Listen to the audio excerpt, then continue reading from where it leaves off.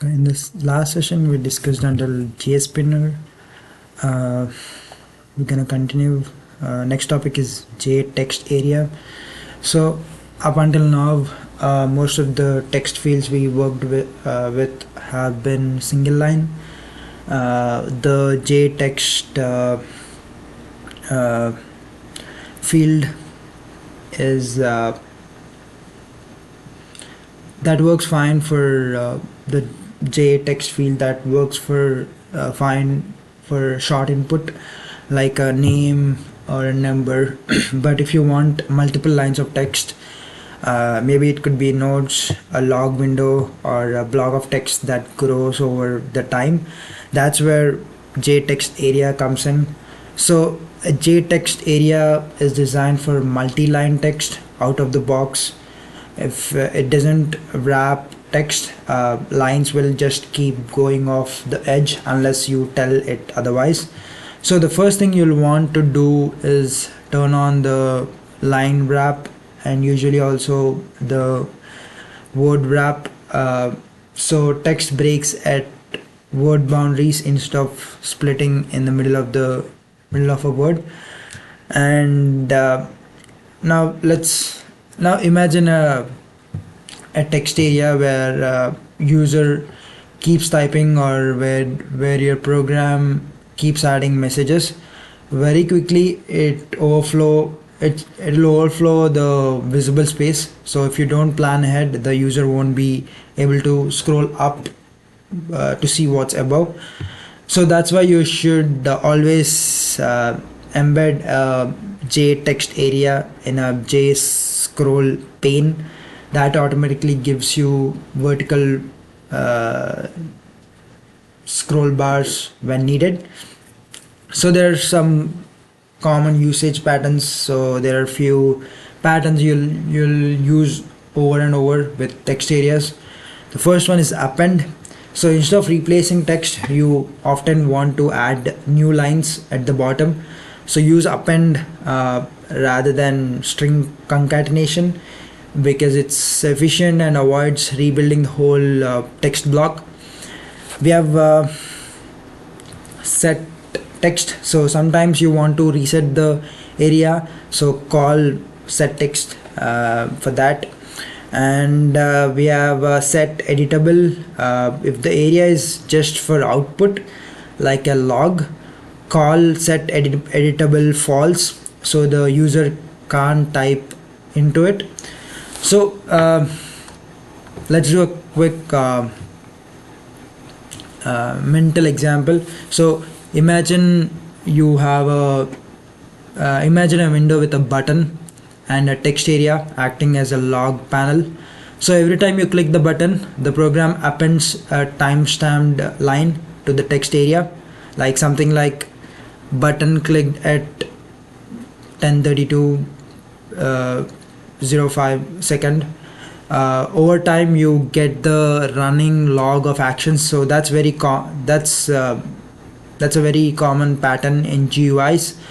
So buttons or backgrounds process write to a JTextArea as things happen. And a couple of mistakes to avoid. If you just drop a text area on a panel, it won't scroll when text overflows. So wrap it in a JScrollPane to get scroll bars automatically. And concatenating big strings. So don't use set text like something like this. Let me open the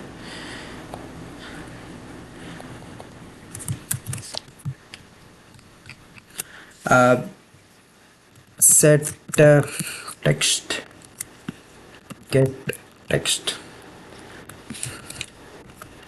Let's say new stuff. So don't use this repeatedly. That rebuilds the whole string each time. So use append instead. So that would be very helpful. And so JTextArea is your go-to tool when you need a multi-line text. So wrap it in a scroll pane, use append instead of string concatenation, and you'll get yourself a clean, practical way to display running text in your GUIs.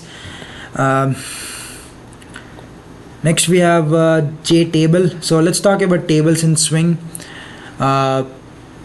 specifically JTable. Whenever you need to show data in rows and columns like a roster, inventory, or results list, JTable is a tool for that.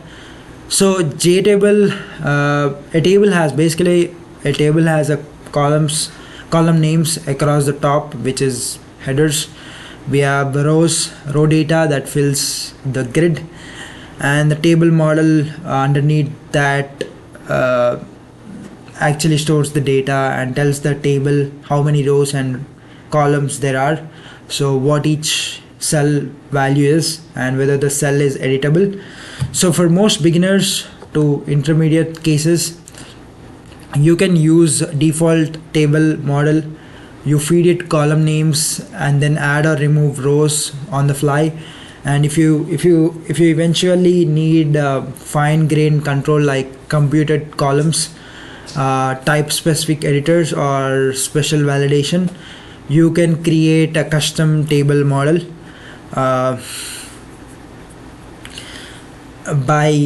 you can create custom table model by extending abstract table model, but to get moving for now, default table model is perfectly fine. So let's talk about updating data. So with default table model, adding a row is as simple as calling add a row with an array or a list of values in the right column order. So removing is just like remove row at the selected index. So to read the section, to read the selection, you ask the table for selected row, then pull values from the model for that row, and you can also control which cells are editable. Either mark the whole model as read only or override just a few columns to be editable. So that's handy when you want to say like email editable but name is logged. So on sizing and selection, you can set preferred widths on columns so the important ones don't get squeezed. So you can choose the selection mode like single row at a time, which is most common, single selection interval, or multiple rows if you really need it. So for example, if you're building a mini student roster with two columns, name and email, and on top or to the side, we'll have a small add row form, two text fields, and a add button. So when add button is pressed, we validate those fields and then append a new row to the table.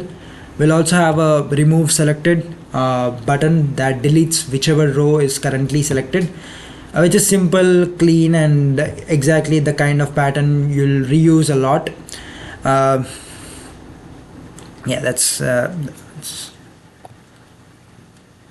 That's an example. So some of the things to avoid is don't modify the model of the EDT. All UI buttons, including changes to the table model, should happen on the event dispatch thread EDT. If you ever load data from a file or network, do that in the background and then push changes to the model on the EDT so your UI doesn't freeze or behave oddly. And mixing index versus view index. Once you add sorting or filtering using a row sorter, the row the user sees, which is view index, isn't necessarily the row in the model. If you read or remove the selected row after sorting, you need to convert from view index to model index. We'll keep it simple for now, but just know that if you turn on sorting, converting indexes is required so you don't delete the wrong ones. So that's it for JTable. JTable is a workhorse. Give it a sensible model, update rows through the model, keep changes on the EDT, watch for model view index issue when sorting. So with those basics, you can build a solid roster table in just few minutes. We have JSlider. So let's add a simple but super useful control to our GUIs, the slider. So in Swing, that's JSlider. So think of it as a knob you can drag between maximum and minimum. Great for things like volume, brightness, zoom, or any numeric settings. First, when we set up, every slider needs a min and max and the initial value. For a volume control, 0 to 100 is the clear range. We might start at say 30 or 50, and slider can also show tick marks. The bigger labeled ticks are major ticks, and the small ones in between are minor ticks. So if you want students to see the scale, turn on the ticks and the labels so the numbers show up. And then how we react. So slider fire changes events as the thumb moves. So we attach a change listener to get the current value whenever the user drags, and that lets us update the rest of the UI live, like a label that reads volume 72% while they slide. One caution is slider can fire a lot of events whenever the user is dragging. So if your listener does heavy work like image re-rendering, big files writes, or network calls, your UI will feel laggy. So the fix is to throttle or debounce those updates. Either update only when the user releases the mouse, or update say every 100 ms. For lightweight updates like changing a label, you can update on every change with no problem. So let's like an example is a volume slider from 0 to 100. So we set the minimum to 0, maximum to 100, and the initial value say 40. So we enable major ticks every 20 and minor ticks every 5. So we show labels so students can see 0, 20, 40, etc. So we add a change listener that reads the slider's value and updates a label like volume 40% as the user drags, and the label follows. So if you want to demo throttling, only update the expensive stuff like actually applying the volume. So when the user stops dragging but keeps the label live so it feels responsive. And that's a simple example, but yeah, few things to avoid is listening to every tiny change and doing heavy work. So if your code does something expensive each time the thumb moves, the UIs will not work good. So either throttle or debounce, or only act when the user finishes the drag. So that's good way to do it. And forgetting to turn on ticks and labels when you're showing scale. So if you don't call the methods to paint ticks and labels, you won't see the marks even if you configure the spacing.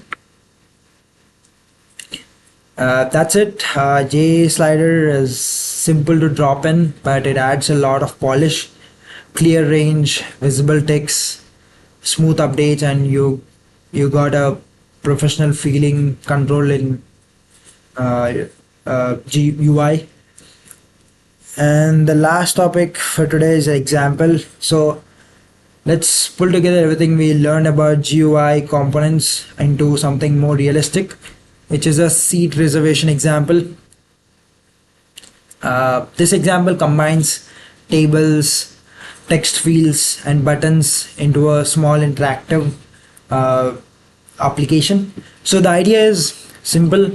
Imagine a simple seating chart like a classroom or a theater. So each seat can be available or reserved.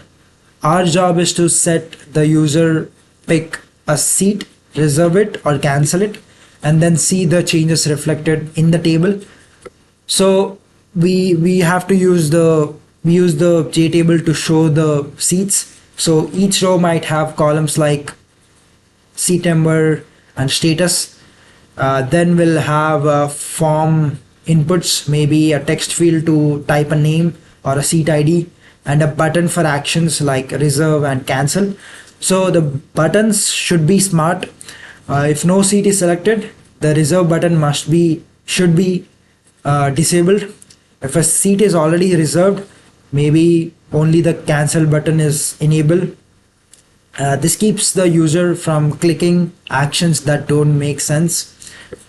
Behind the scenes, we keep a simple model, maybe just an array or a list to seat objects that know their number and whether they are reserved. The table displays this model. When the user clicks reserve, the program updates the model, mark that seat reserved by the person name, and then it tells the table model to refresh so the view updates. So it's important that the model is the source of the truth. The table just shows what's in the model. That way you never end up in a situation where the table says reserved and your code thinks it's free. Yeah, that's a simple idea for an example. So some mistakes to avoid here is letting the UI state drift from the model. So if you only change the table text but not the model, your logic breaks. Always update the model first and then refresh the table. And allowing duplicates. So if the same seat gets reserved twice because you didn't validate, you'll get conflicts. Always check before reserving.